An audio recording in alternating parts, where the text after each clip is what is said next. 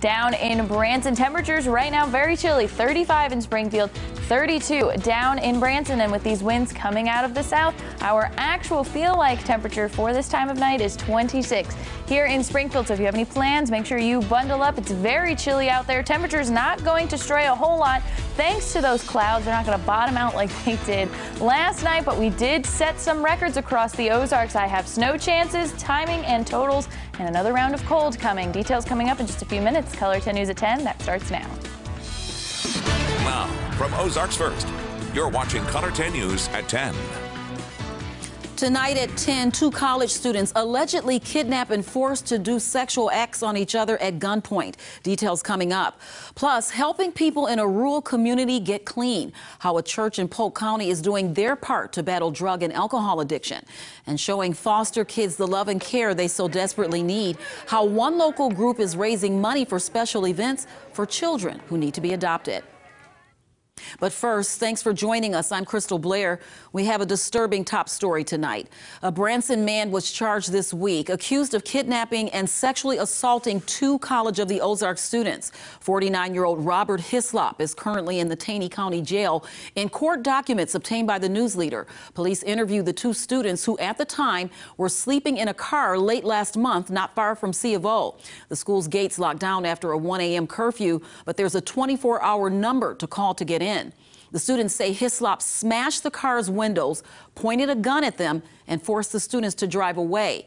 He then told the students to perform sexual acts on each other and forced a female student to touch him inappropriately. After the students forcibly drove him back, police eventually tracked Hislop down and arrested him based off the students' descriptions. Hislop, who is a convicted felon, admitted to police he was high on meth for 3 days when he saw the students. He now faces several abuse, kidnapping, and sodomy charges. The names of those students won't be released to protect their identity. C of O has offered them some counseling. Another story making news tonight. A church in Bolivar is coming up with a new idea to help drug addicts and alcoholics on their way to recovery. Color 10's Francis Lynn spoke with Sling and Stone Ministries about their plans to build a recovery farm, a place where addicts can go to recover. For safety reasons, Color 10 won't be showing any footage of the farm itself. Recovery Farm is a year-long program, and for the first month, you won't be able to use your phone at all or contact your friends or family members in any way. They'll have to quit smoking. They won't be able to talk to their parents or anything like that, girlfriends, boyfriends. They will just be totally taken out of society. Pastor Tom Johnson believes there's a real need for this kind of farm in his community. There's no inpatient type of place right now in Polk County at all, and there's a very bad problem. And so the theory of doing the farm, it was just the way that God had spoke to me of how to do it and all that stuff, showed me different things, and then different things happened, and just felt like that a farm environment, the main thing being getting people back to nature. He says it's important for people who need help to be in touch with the outdoors. Jesus often spoke about planting and book trimming and trees and soil. And Tom Johnson's wife and board member Cindy Johnson explains why they started this program. God put it upon my heart to just go out and help the needy. Whenever I first stepped foot into Sling and Stones Ministries for the first time ever, I felt that that is exactly where Jesus would be, amongst the prostitutes and the tax collectors and things like that, and the homeless and those that are just very, very lost. We just have a heart to help people. Cindy says the goal is to show people their love. A lot of people that are in addiction don't have and didn't come from a family of love. And so whenever they first meet us here at Sling and Stones, that's the first thing that we want to do, is show them the love of Jesus. To be a part of this program, it'll cost you $400 up front and another $300 a month after that, which will cover parts of the living cost. And Pastor Johnson has the final say of who can attend. Part of the process of picking who will come, I have very good discernment, and so like I can talk to somebody for 5 or 10 minutes and know whether or not they're truly wanting help, because there's a lot of people that just want to get off the court system. The Recovery Farm is expected to open the beginning of 2019. In Bolivar, Francis Lynn, Ozarks First. Now, if you want to help further this program, there are ways to donate, and we'll put it at our website, ozarksfirst.com. Well, today marks the start of Missouri's most popular time for hunting as firearms deer season gets started. Our Jesse Inman checked in with the Missouri Department of Conservation today, and he visited with some hunters on what this season means for the state. So, Jesse, what did you hear about today? Well, I heard a lot of excitement today, Crystal, and for many, it's a tradition that keeps people enjoying the outdoors regardless of what the weather's like outside. And we visited a site in Bolivar that tests their deer for disease and met a man who says he bagged the best deer of his life today. It was a busy day for the Missouri Conservation Department. We've had quite a few deer come through here. After leaving the woods with a buck or doe, Francis Skaliski says hunters bring them to their county's mandatory CWD testing sites. Chronic wasting disease, CWD, is a brain wasting disease, and it appears in the lymph nodes before it goes to other parts of the body. So this is an early detection site. After showing where they got their deer, those lymph nodes are cut out and sent away for about 3 to 4 weeks to be tested, and hunters can find those results online. Only 76 cases have been found since testing started in 2002, and they test during opening weekend of this season due to its popularity. There is just something about Missouri's deer season that makes it special. It also provides an economic impact on Missouri. These hunters that hunt here, well, they travel, they spend money on gas, they spend money on meals, sometimes they spend money on lodging. All that adds up. But most of all, it's about the culture. Raymond Robertson can attest to that. This is not what I expected. He and his youngest son got this 16-point monster this evening. Took the boys this morning and had another one on the way going out there. So the first one was mad because he didn't get anything in the morning. The second, my younger boy did. So I got to go back again and take him. Robertson says it's a yearly ritual to get out with his family and appreciate nature. Oh, it just gives us something to look forward to. And, you know, this year we're going to take and get some sausage and jerky made out of them. And I think we're going to mount him and give us a story to talk about later on. A great memory for sure. And last year, November firearms season accounted for about 68% of all deer harvested in Missouri. And this season runs just 10 days this year, from today, November 10th, until the 20th. All right, thanks, Jesse. New at 10, treating foster kids like royalty. That was the purpose at today's fun fair for foster children in Springfield. Kids got to play fun games and miniature golf. It's the second year for the event, which raises money for foster kids to go a free week-long summer camp. The group called Royal Family Kids also used today's proceeds for its school's mentoring programs to provide role models for foster children. The organization's director, Debbie Moses, says events like this bring awareness to the hundreds of children who are in need of adoption. I want the community to know that it's our responsibility, I think, to love on these kids who have gone through some way difficult times of abuse, neglect, abandonment, and to make the community aware that people care. Now, the group still has a need for volunteers. Leaders say even if you can't adopt a child, you can still help foster kids at events like this. Royal Family Kids is also starting a retreat program for kids who age out at 12 as they become teenagers. If you want to know more, reach out to Evangel Temple Christian Center. Also in Springfield this afternoon, a kickoff to the holiday season.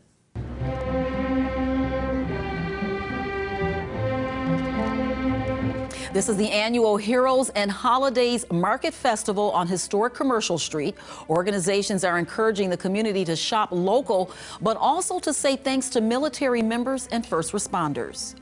So Heroes and Holidays is a chance for people to debut their beautiful artwork and products. The best of Springfield. We have the fire department, police department, our EMT services. So our heroes that make our community what it is, we're acknowledging them at the same time. And don't forget, tomorrow there's several businesses and restaurants offering discounts to service members for Veterans Day. And still ahead on Color 10 News, details on a snowy, wintry mix headed our way tomorrow. But first, a special Christian worship music tour tonight. Coming up after the break, hear more from Keith and Kristen Getty. Please stay with us.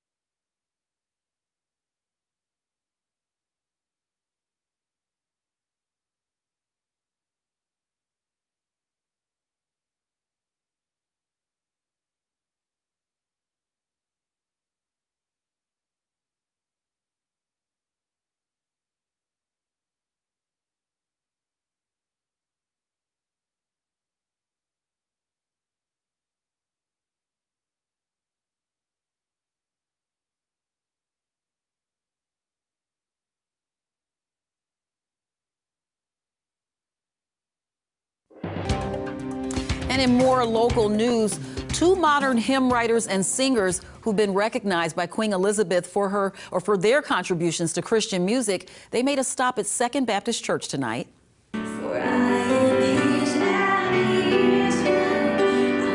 Keith and Kristen Getty performed tonight for an audience on East Battlefield.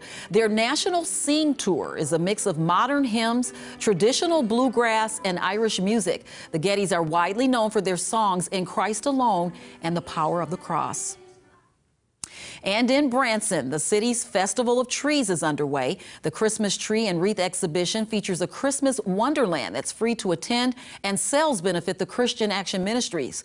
The group served over 45,000 people struggling to put food on their table last year. It runs daily from 10 to 8 at the Branson Landing in a suite across from H&M until December the 9th. Tomorrow there'll be a special event featured around the Titanic ship, and that starts at 11. And if you buy a cup of coffee at McDonald's this week, 25 cents will go to the Ozarks Food Harvest. It's a part of McDonald's Coffee for a Cause, which helps provide meals to people facing hunger. Most stores in the area are participating. Donations started today and will run through November the 16th. And Santa is in town, at least he is in Springfield. Jolly Old St. Nick is now at the Battlefield Mall to hear your child's wish list.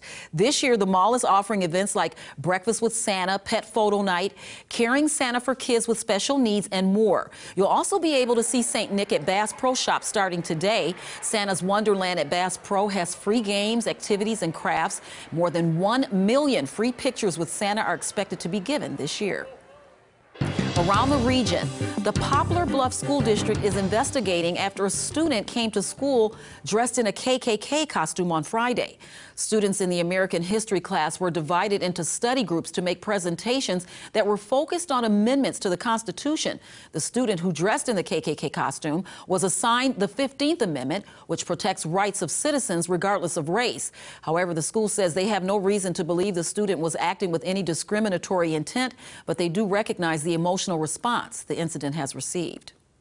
Around America at 10, hundreds of thousands of Californians remain evacuated from their homes as firefighters work to get a handle on several massive wildfires burning throughout the state.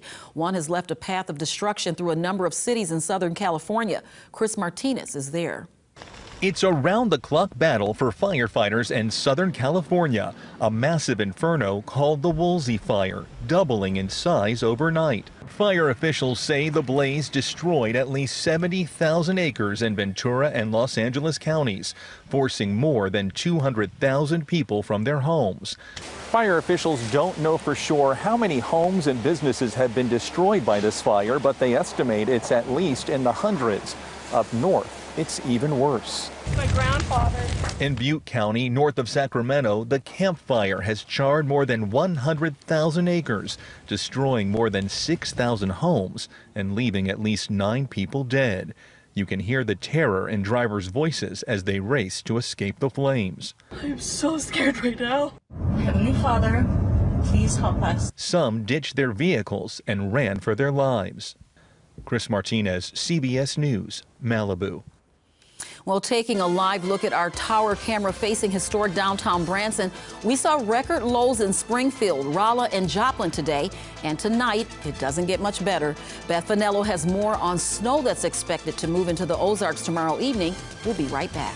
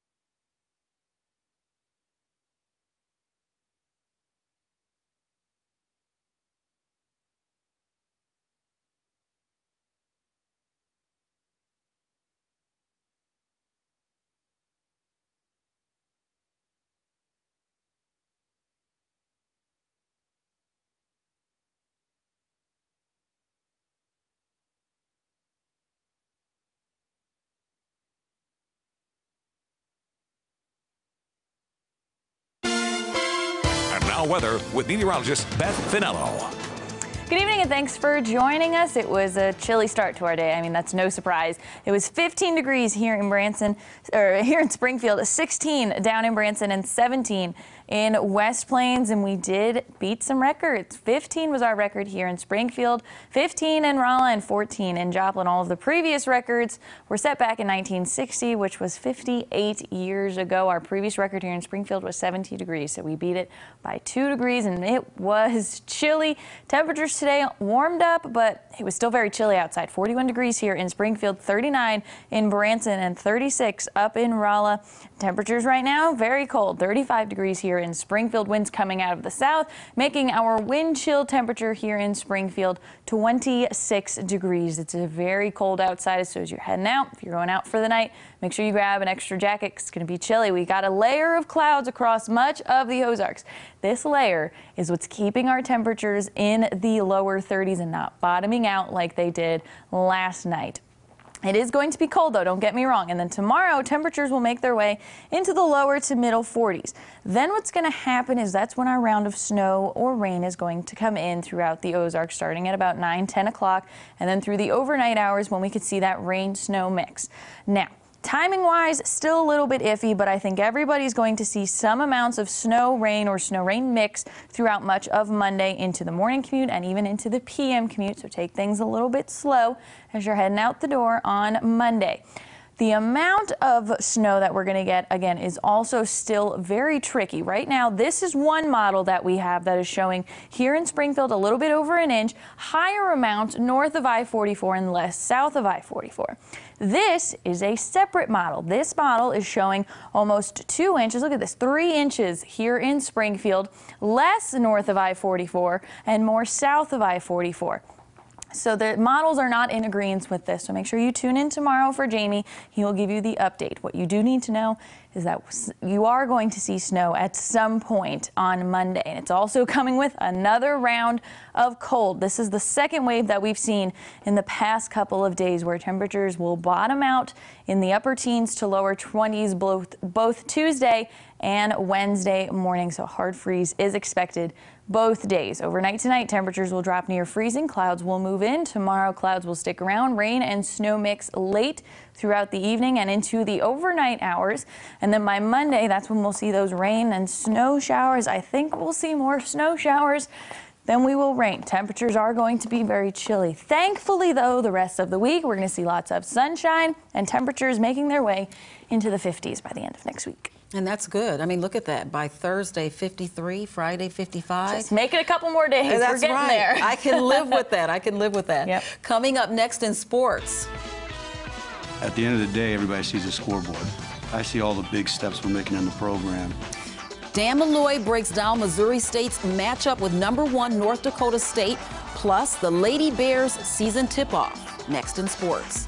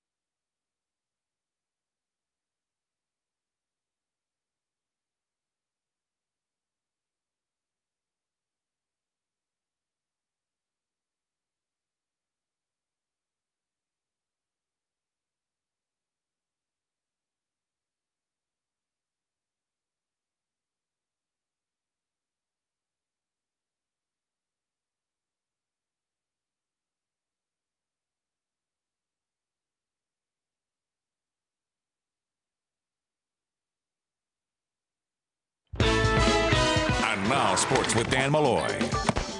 Today is the final home game for Missouri State football, which means senior day for a group that has spent all 4 years at Missouri State under first-time head coach Dave Steckel. Jason Randall, one of those guys, emotionally charged before today's game, but the celebration had to stop before kickoff because the other team in town, a modern college football dynasty, North Dakota State. The Bison, ranked #1 in the FCS polls, heavily favored to win their 7th national championship in the last 8 years. They got it going on in Fargo. Opening drive, Easton Stick to Dallas Freeman. A couple football names right there. 7-zip Bison. Later in the quarter, already 20-0. The kickoff lands short around the 25-yard line. The Bears can't get a hold of it. You just cannot make those kind of mistakes against a team this good. Led to another touchdown. It was 27-zip. NDSU still driving before half, looking for some more, but Kevin Ellis picks off Stick, stops the Bears bleeding before half. It was already 34-0. Third quarter, Missouri State offense finally coming to life. Peyton Huslick to Tyler Curry, nice catch. 38-yard completion sets up the freshman from Kansas City, Jeremiah Wilson. Had a pretty good start to his college career. His 3rd touchdown of the season is a 6-yarder. Bears are on the board, still down 34-7. That's as close as they would get. The Bears lose their 4th game in a row. Dave Steckel said after this 48-7 loss, despite this recent skid, his program is still on the right track. At the end of the day, everybody sees the scoreboard. I see all the big steps we're making in the program, and it's not showing up on the scoreboard. That's the disappointing part, because I think we're good enough, especially in a couple of those games, that the score should have been different on the scoreboard. But there's a lot of things that are happening really well in our football program. Now what we got to do is correct and discipline, correct our focus, and take care of all the little things so it does show up on the scoreboard. Season finishes up next week at Northern Iowa. The Missouri Tigers would clinch bowl eligibility with a win today over Vanderbilt. But a slow start for the Tigers after that big win at Florida. Kyle Shermer's 21-yard toss to Jared Pinkney puts Vandy up 21-10. It was 21-13 at halftime. Tigers get moving in the 3rd. Drew Lock to a wide-open Daniel Parker. True freshman was a defensive end until just a couple weeks ago. First career touchdown, still a 28-26 Commodore lead. This was the biggest play of the game. 4th and goal for Vandy, trying to put the game away. Keyshawn Vaughn comes up short of the goal line. Mizzou gets the critical stop, and Drew Lock leads a 14-play, 99-yard go-ahead drive, finishing with a 3-yard touchdown. Mizzou takes a 33-28 lead. Last chance for Vandy. They get a pretty decent look at the end zone, but it's going to fall incomplete. Let's roll. Mizzou is going bowling after win number 6, 33-28. Arkansas looks for SEC win number 1 tonight. Battle for the Golden Boot. Number 7 LSU in town. 24-10 deficit in the 4th quarter. Ty Story fires to Cheyenne O'Grady inside the 10. He earns a touchdown staying on his feet. Hogs down just 7. Tigers ball final minute. They're just running the clock out at this point. Nick Brosette, an easy path to the end zone, but watch this. He pulls up short. Now they're going to be talking about this one tonight. The point spread was 13. LSU holds on to win 24-17. The NAIA football playoffs unofficially began today for Evangel. A win at Baker would clinch the Crusaders' spot in the 16-team tournament. A loss today would leave Evangel sitting at home tomorrow hoping for an at-large bid. A windy day on the road in Baldwin City, Kansas. Cam Hardesty double clutches on a screen pass. It gets picked off for an easy touchdown by Baker's John Rincon. Baker had a 7-0 lead at half. The Satyrs get even in the 3rd. Mountain View Liberty grad Jansen Acklin, a tremendous catch in the end zone. 25-yard score. That ties the game at 7. That's all the offense Evangel could produce today. Marco Aguinaga scores on the ground in the 4th for Baker. Evangel falls 19-7, finishing the regular season 8-2. So now the Crusaders have to wait. They're going to learn their fate in the 4 o'clock hour tomorrow. The NAIA selection show will air live on Facebook.com/PlayNAIA. Matt Vereen will be at that watch party tomorrow. Dana Ford and Missouri State men's hoops are 2-0 after beating Robert Morris last night. They're going to host Stetson tomorrow at JQH Arena. Meanwhile, the Lady Bears tip off the program's 50th season today on the road at Wichita. Kelly Harper has said it's a young group this season, just 3 upperclassmen in total. This kind of stuff is going to happen. They could not get anything to drop in the 2nd quarter. Literally anything. Missouri State goes 0 for 16 in the quarter. They made 6 free throws, down just 6 points thanks to some good defense in the first half. Close game in the fourth. Shamika Elia spot up, clutch 3. Missouri State goes up for the first time since it was 11-10. 45 seconds to go. Sydney Manning, her first collegiate bucket. The freshman hits the free throw, makes it a 52-48 lead. 3-point game in the final seconds. Wichita's Carly Bramode from NBA range sends it to overtime. And in the extra period, the Shockers had just enough in the tank. Lady Bears could not get anything to fall. It's a 63-60 defeat on the road in the season opener. And it's been a busy week for Missouri State men's basketball. They played earlier this week. They won last night. They're going to play again at home tomorrow. Very good. And I just have one thing to say. I love your shirt. We look pretty good, I think. Pretty snazzy. Matched pretty much to a T. Absolutely. And we did not call each other, I promise you. Thanks so much, Dan. A last check of the weather coming up right after the break.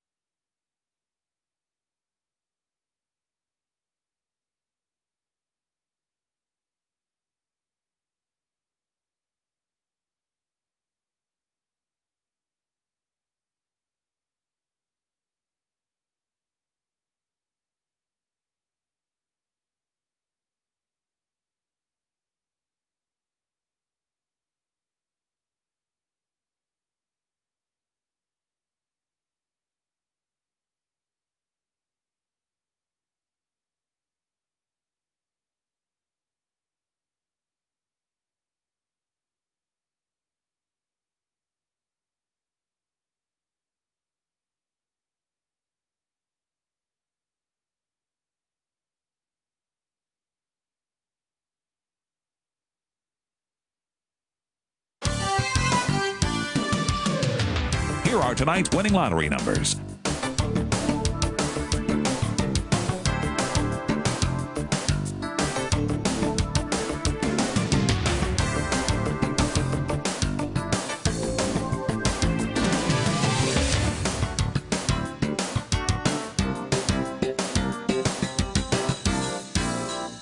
Color 10 News will continue in a moment.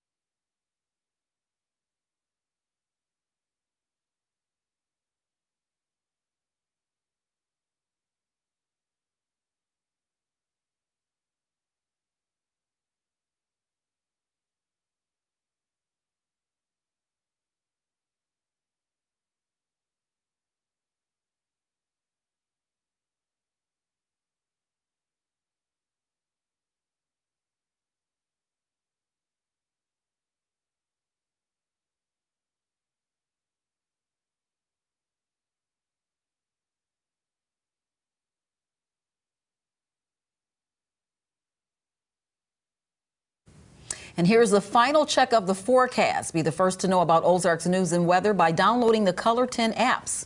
Beth? It's going to be cold tonight. Temperature's going to drop near freezing, and we got snow in the forecast on Monday, so make sure you have all your snow supplies ready. I'm not ready. Get your shovels now, folks, please, because I'll have to get one in December. Yeah. Thanks for joining us.